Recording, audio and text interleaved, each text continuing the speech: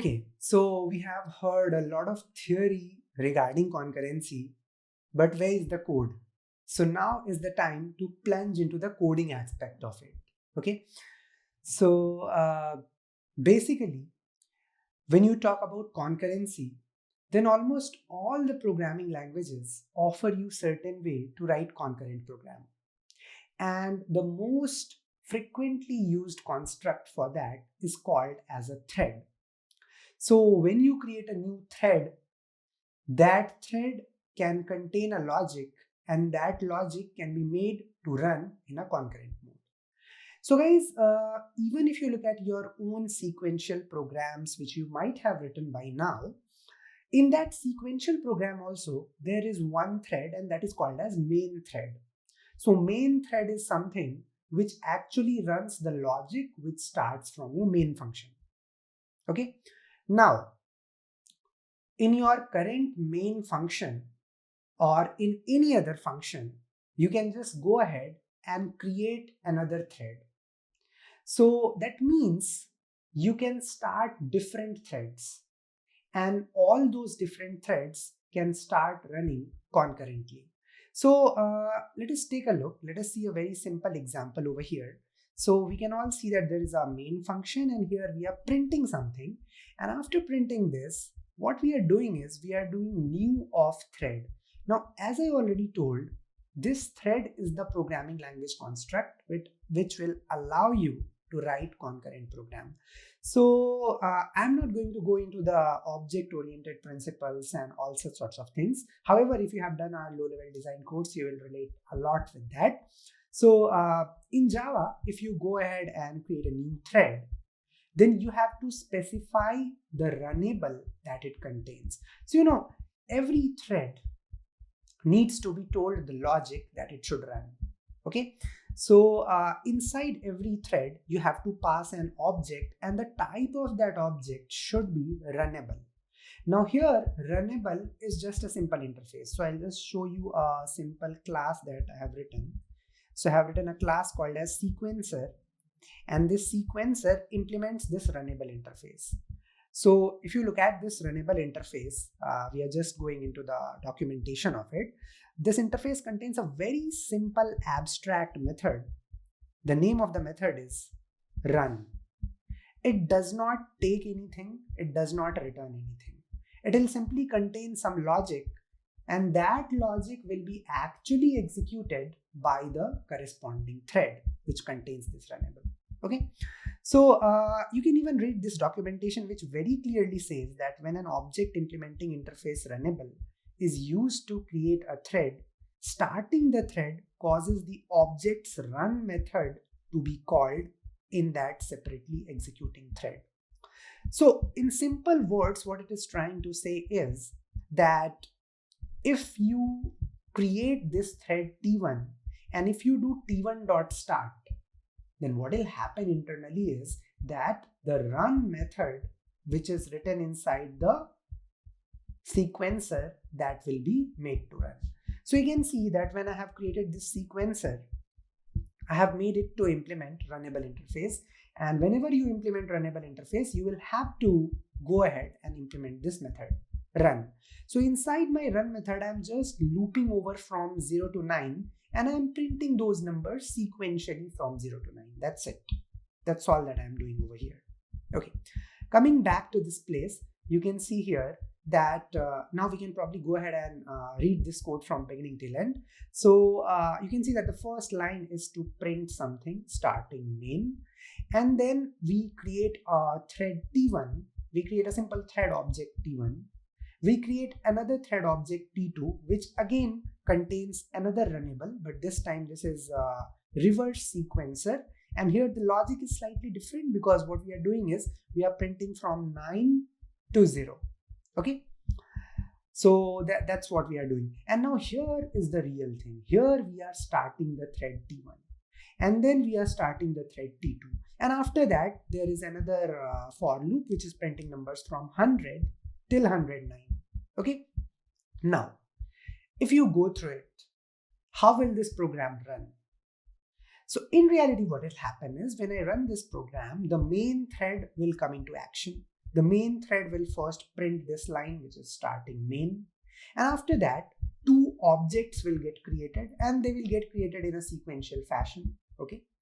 Now here, the moment you do t1.start, what does it mean? It means that you have just launched a new thread, and this new thread will run separately.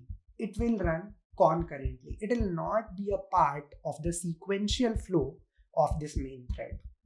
Okay. Similarly, when I do t2.start, this thread t2 will also get launched. So at this point of time, in our computer, as a part of our program, we will see that there are three threads that are concurrently running: main thread, t1 thread, and t2 thread. All three of them will be concurrently running. Now, it is up to your CPU scheduler to schedule them in any fashion. Okay, so it will be time slicing them, if you remember. So it might first schedule main, and then it might schedule t2 for some time, and then it might schedule t1 for some time, and then again t2 for some time, and then back to main, and then again t1 for some time. So it's up to the CPU scheduler how to schedule all these tasks. However, important point for you to understand is that we all know what will happen when we invoke t1.start. We all know that the run method specified inside sequencer will be run. Similarly, we all know that when we do t2.start, the run method specified under this class will be run. But the point is that they are not going to run sequentially. So what will happen is that your main thread will simply launch this thread, start it, and go down. Launch this thread, start it, and go down. So it will not wait for the run method of sequencer to execute and get over. Similarly, it will not wait for the run method of reverse sequencer to execute and get over. The main thread will simply go down. Okay, so why not let's run this program and see what happens.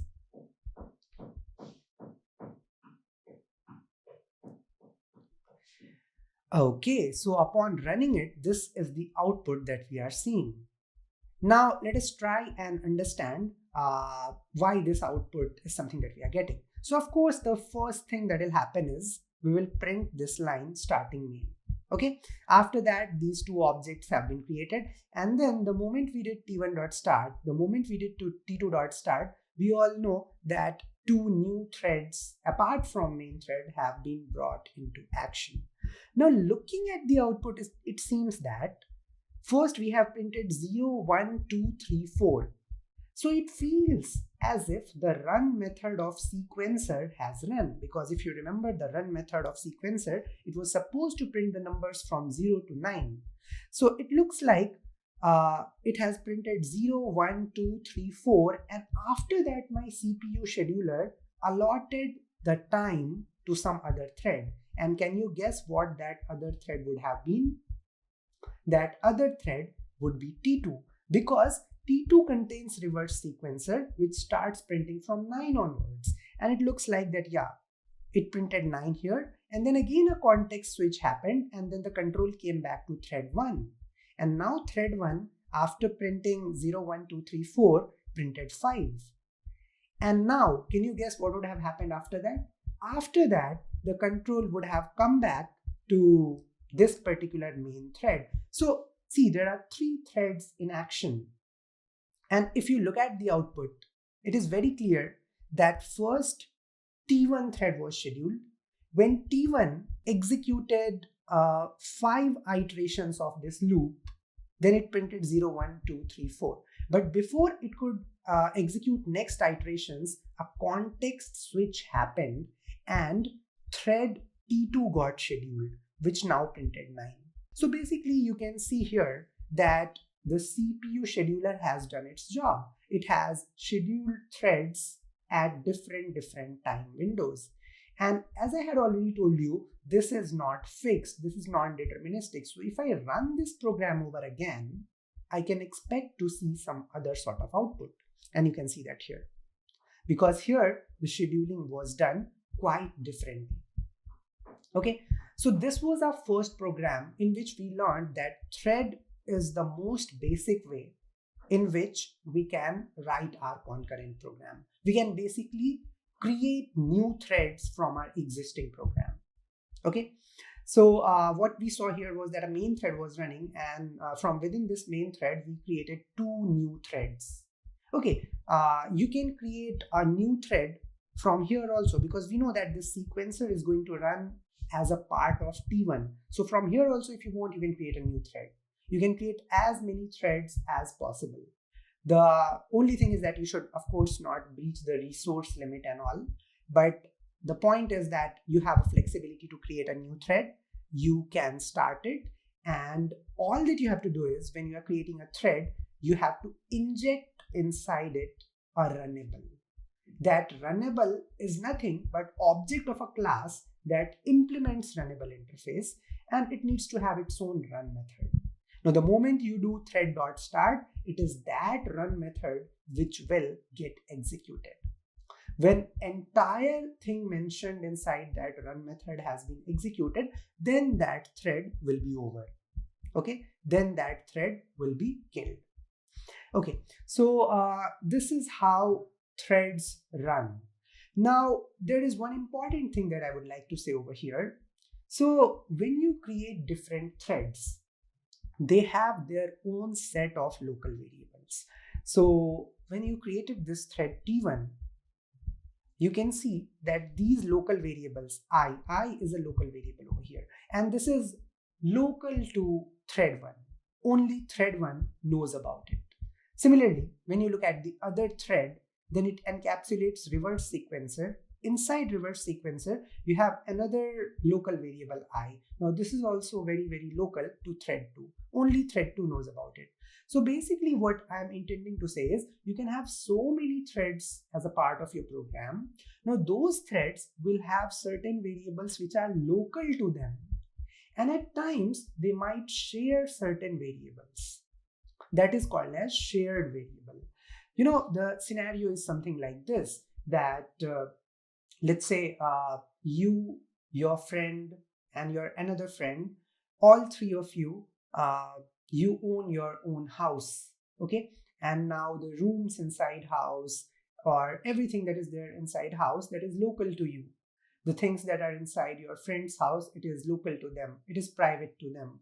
But then there can be certain things which are shared across all three of you. So maybe all three of you decided to buy a garden, and that garden might be a shared resource for all three of you. So for threads also, certain variables are local to them and certain variables are shared. And now, as we know, in real life also, the contention, the disputes all get arised on shared items.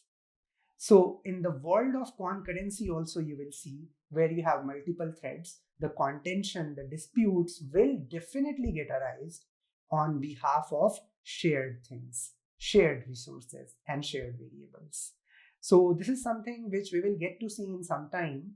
But yeah, the important point to be kept in mind is, you have different threads, they can have certain variables which are local to them, and then there can be some variables which are shared across them. Because in real world, you can imagine as if there are different threads that are running, and let's say each thread does some computation, creates a string, and puts that string in a common list. So here, the list that you have is shared variable, but the intrinsic computation that every thread did to generate that string, there also it might have used some variables, right? Now those variables would be local variables. Okay, so we will continue to talk more about threads, and that will give us little more confidence while writing a program that involves threads. But I would encourage you to do one thing. Now that you know how to create a thread and how to start a thread, so do some random exercises on your own. So try launching some 5-6 different threads on your own with different runnables and see what happens. Let the code freak out, but get your hands dirty.